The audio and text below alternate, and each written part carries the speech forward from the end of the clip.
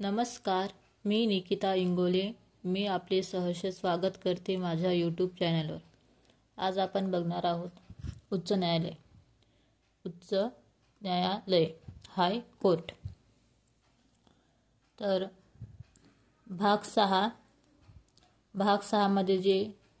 6 मधील प्रकरण 5 मध्ये कलम 214 ते 232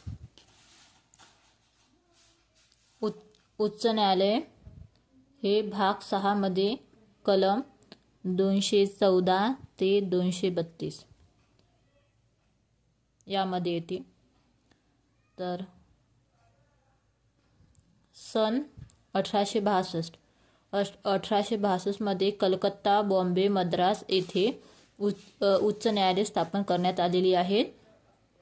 म्हणजे 1862 मध्ये 3 उच्च न्यायालय स्थापन करण्यात आलेली आहे, कलकत्ता, बॉम्बे आणि मद्रास.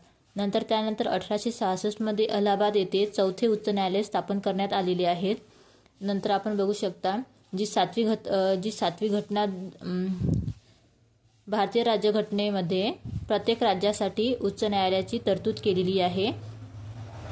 तर 1956 मध्ये जी 7वी घटना दुरुस्ती झाली, 1956 मध्ये 7वी जी घटना दुरुस्ती झाली, 7व्या घटना दुरुस्तीमध्ये संसदेला 2 किंवा अधिक राज्यासाठी किंवा केंद्रशासित प्रदेशासाठी एक समान उच्च न्यायालय स्थापन करण्याचा अधिकार दिला. 7वी घटना दुरुस्ती 2 किंवा अधिक राज्यासाठी किंवा केंद्रशासित प्रदेशासाठी एक उच्च न्यायालय. नंतर आपण इकडे खाली बघू शकता आय.एम.पी. घटक आपण बघत आहोत. तर देशामध्ये 25 उच्च न्यायालय आहेत. देशामध्ये 25 उच्च न्यायालय आहेत. नंतर इकडे बघा, हे आय.एम.पी. मुद्दा आहे. हा जो मुद्दा आहे हा सर्वात आय.एम.पी. आहे. प्रत्येक उच्च न्यायालयात मुख्य न्यायमूर्ती व राष्ट्रपतींना वेळोवेळी आवश्यक वाटतील तितक्या इतर न्यायाधीशांचा समावेश होतो. म्हणजेच आपल्याला असं म्हणता येणार आहे की न्यायाधीशांची संख्या ही राष्ट्रपतीच्या मर्जीवर असते. म्हणजे न्यायाधीशांची संख्या ही राष्ट्रपती निश्चित करतात असे आपल्याला इथं म्हणता येणार आहे. तर पुन्हा एकदा आपण वाचू. प्रत्येक उच्च न्यायालयात मुख्य न्यायमूर्ती व राष्ट्रपतींना वेळोवेळी आवश्यक वाटतील तितक्या इतर न्यायाधीशांचा समावेश होतो. या प्रकारे राज्यघटनेने उच्च न्यायालयातील न्यायाधीशांचे संख्याबळ निश्चित केलेले नाही. हा निर्णय राष्ट्रपतींच्या विवेकबुद्धीवर सोडला आहे. त्यानुसार राष्ट्रपती वेळोवेळी उच्च न्यायालयाच्या कामाचा भार विचारात घेऊन तेथील संख्याबळ निश्चित करतात. म्हणजेच आपण म्हणू शकतो की राष्ट्रपती उच्च न्यायालयाच्या न्यायाधीशाची संख्या ठरवतात. सर्वात आय.एम.पी. आहे की राष्ट्रपती उच्च न्यायालयाच्या न्यायाधीशांची संख्या ठरवतात. आता इकडे बघा, न्यायाधीशांची नेमणूक सर्वात आय.एम.पी. आहे. न्यायाधीशांची नेमणूक हे बघा इकडं, न्यायाधीशांची नेमणूक उच्च न्यायालयातील न्यायाधीशांची नियुक्ती राष्ट्रपती करतात. आता उच्च न्यायालयातील जे न्यायाधीश आहेत त्यांची नियुक्ती राष्ट्रपती करतात. तसेच भारताचे सरन्यायाधीश आणि संबंधित राज्याच्या राज्यपालांची विचारविनिमय केल्यानंतर राष्ट्रपती मुख्य न्यायाधीशांची नियुक्ती करतात. म्हणजे आपल्याला 2 आय.एम.पी. जे महत्त्वाच्या बाबी आहेत इथे बघावयास मिळतात. पहिली सर्वात आय.एम.पी. गोष्ट ती म्हणजे काय, तर उच्च न्यायालयातील न्यायाधीशांची नियुक्ती राष्ट्रपती करतात. तसेच मुख्य न्यायाधीशांची नियुक्ती सुद्धा राष्ट्रपती करतात. सर्वात आय.एम.पी. म्हणजेच उच्च न्यायालयातील न्यायाधीशांची नियुक्ती तसेच मुख्य न्यायाधीशांची नियुक्ती राष्ट्रपती करतात. सर्वात आय.एम.पी. हे झालं. नंतर आपण इकडे पात्रता सर्वात आय.एम.पी. आहे. मुख्य म्हणजेच मेन्समध्ये जे PYQ आहे त्यामध्ये पात्रता विचारण्यात आलेली आहे. तर सर्वात आय.एम.पी. पात्रता आहे. तर बघा, तर उच्च न्यायालयाच्या न्यायाधीशांची पात्रता, तो भारताचा नागरिक असावा. 10 वर्ष न्यायिक पद भूषवले असावे. नंतर किंवा 10 वर्ष उच्च न्यायालयात वकील म्हणून असावा. सर्वात आयएमपी पात्रता काय आहे? तो सर्वात पहिली भारताचा नागरिक असावा. तसेच 10 वर्ष न्यायिक पद भूषवलेले असावे किंवा 10 वर्ष उच्च न्यायालयाचा वकील म्हणून काम केलेले असावे. असा हा पात्रतेचा निकष आहे. तर मग आता शपथ किंवा प्रतिज्ञा, हे पण आयएमपी आहे.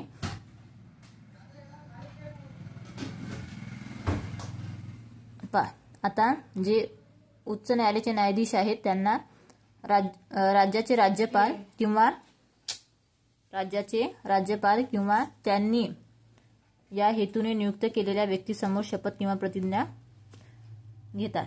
म्हणजेच आपण असं म्हणू शकतो की सर्वात आयएमपी की उच्च न्यायालयाचे न्यायाधीश उच्च न्यायालयाच्या न्यायाधीशांना राज्याचे राज्यपाल किंवा त्यांनी नेमून दिलेली जी व्यक्ती आहे त्यांच्यासमोर शपथ घेता येते. सर्वात आयएमपी झालं. नंतर आता वेतन भत्ते. इथं सर्वात आयएमपी वेतन भत्ते. उच्च न्यायालयाचे न्यायाधीशांचे वेतन संसदेद्वारे निश्चित केले जाते. सर्वात आयएमपी. आता जे उच्च न्यायालयाचे न्यायाधीश आहेत त्यांचे वेतन भत्ते, विशेषाधिकार, रजा आणि निवृत्ती वेतन हे संसदेद्वारे निश्चित केले जाते. वेतन म्हणजेच आपण शॉर्ट फॉर्म असं लक्षात ठेवू शकतो की जे उच्च न्यायालयातील न्यायाधीश आहेत त्यांचे वेतन आणि भत्ते संसद निश्चित करते. झालं. त्यानंतर आपण इकडे बघू शकता. आता सर्वात आयएमपी मुख्यला पण आलेला आहे की न्यायाधीशाचा कार्यकाळ. आता सर्वात आयएमपी हे बघा खाली, तो 62 वर्ष होईपर्यंत पदावर असतो. कार्यकाळ न्यायाधीशाचा उच्च न्यायालयाच्या न्यायाधीशांचा कार्यकाळ हा वयाची 62 वर्ष होईपर्यंत, वयाची 62 झालं. नंतर उच्च न्यायालयाचे न्यायाधीश राष्ट्रपतीकडे आपला राजीनामा देऊ शकतात.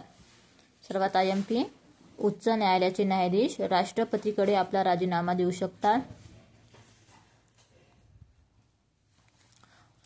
पदच्युत म्हणजेच पदावरून काढून टाकण्याचा अधिकार राष्ट्रपतीला आहे.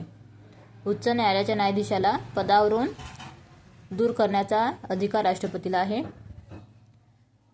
नंतर म्हणजे आपण बघू शकतो उच्च न्यायालयाच्या न्यायाधीशाला राष्ट्रपतीच्या आदेशाने पदच्युत करता येते विशेष बहुमताचा जो ठराव पारित झाला त्यानुसार. तसेच गैरवर्तन, अकार्यक्षमता या 2 कारणासाठी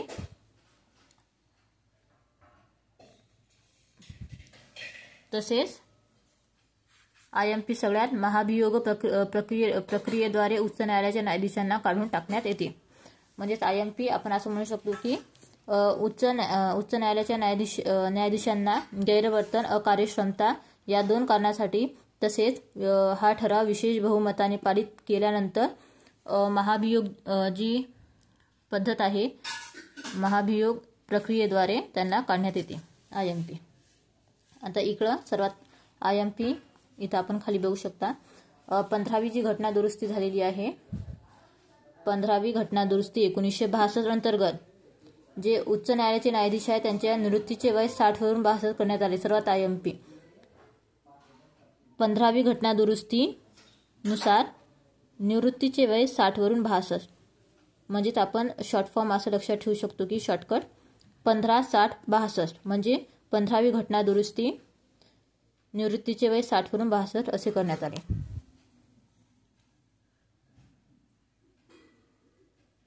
आता न्यायाधीशांची बदली राष्ट्रपती करू शकतात. न्यायाधीशांची बदली राष्ट्रपती करतात, हे पण आयएमपी आहे. तसेच आपण इकडे बघू शकता आपण आता हंगामी मुख्य न्यायाधीश, प्रभारी मुख्य न्यायाधीश नियुक्त कधी होतात तर उच्च न्यायालयाच्या मुख्य न्यायमूर्तीचे पद रिक्त असल्यास तसेच उच्च न्यायालयाचे मुख्य न्यायाधीश तात्पुरते अनुपस्थित असल्यास आणि कर्तव्य पार पाडण्यास असमर्थ असल्यास. म्हणजे 3 कारणावरून पद रिक्त असल्यास, नंतर तात्पुरते अनुपस्थित, नंतर कर्तव्य पार पाडण्यास असमर्थ. तसेच अतिरिक्त आणि प्रभारी न्यायाधीश, अतिरिक्त जे आहे ते न्यायाधीश कधी त्यांची जी नियुक्ती आहे ती 2 वर्षापेक्षा जास्त नसलेल्या तात्पुरत्या कालावधीसाठी केली जाते आणि ती राष्ट्रपतीद्वारे केली जाते. तर आपण बघू शकता की उच्च न्यायालयाच्या कामकाजात तात्पुरती वाढ झाली, कामे प्रलंबित असल्यास आपल्याला अतिरिक्त प्रभारी न्यायाधीशांची नियुक्ती करता येते. आणि तसेच सर्वात IMP हा जो आहे हा PYQ होऊन गेलेला आहे. तर अतिरिक्त किंवा प्रभारी न्यायाधीश हे दोघेही वयाची 62 वर्षे पूर्ण केल्यानंतर पदावर राहू शकत नाहीत IMP. नंतर आता हे पण निवृत्त न्यायाधीश, हे पण IMP आहे. उच्च न्यायालयाच्या निवृत्त न्यायाधीशांना त्या राज्याच्या उच्च न्यायालयाचे न्यायाधीश म्हणून तात्पुरत्या कालावधीसाठी काम करण्याची विनंती करू शकतात. म्हणजे निवृत्ती न्यायाधीश आहे ते उच्च न्यायालयाचे काम करू शकतात तात्पुरत्या कालावधीसाठी. आता सर्वात IMP, न्यायालय हे कार्यकारी विभाग म्हणजे कार्यकारी मंडळ आणि विधिमंडळ यांच्यापासून मुक्त असेल.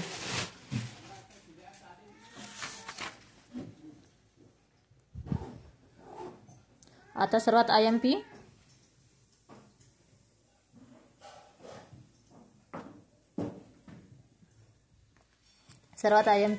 उच्च न्यायालयाच्या न्यायाधीशांचे निवृत्ती वेतन हे राज्याच्या संचित निधीवर नव्हे तर भारताच्या एकत्रित संचित निधीवर भारित असते.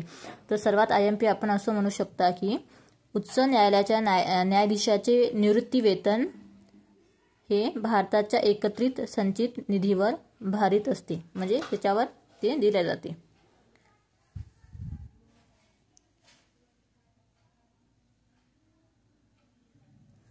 आता सर्वोच्च न्यायालयाप्रमाणे उच्च न्यायालय सुद्धा नागरिकांच्या मूलभूत हक्कांचे रक्षण करते.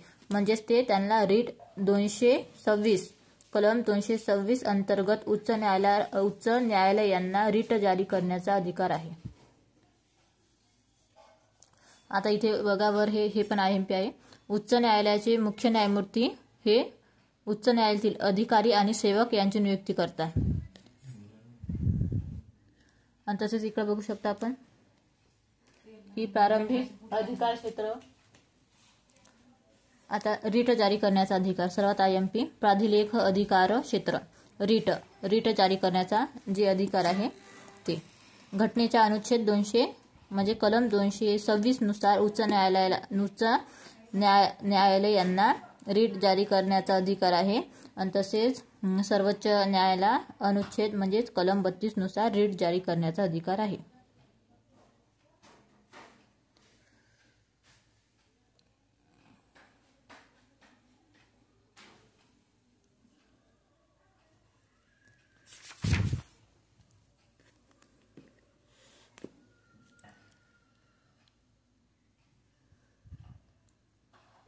आता अभिलेख न्यायालय 215 मध्ये अभिलेख न्यायालय याची तरतूद केलेली आहे. तर निर्णय, कार्यवाही आणि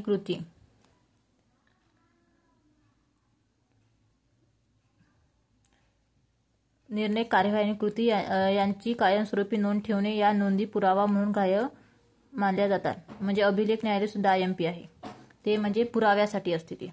तर अशा प्रकारे आज आपण बघितलेलं आहे उच्च न्यायालय. तर हे सुद्धा IMP आहे. अधिकार क्षेत्र, उच्च न्यायालयाचे अधिकार क्षेत्र सुद्धा IMP आहे आणि त्याची स्थापना वर्ष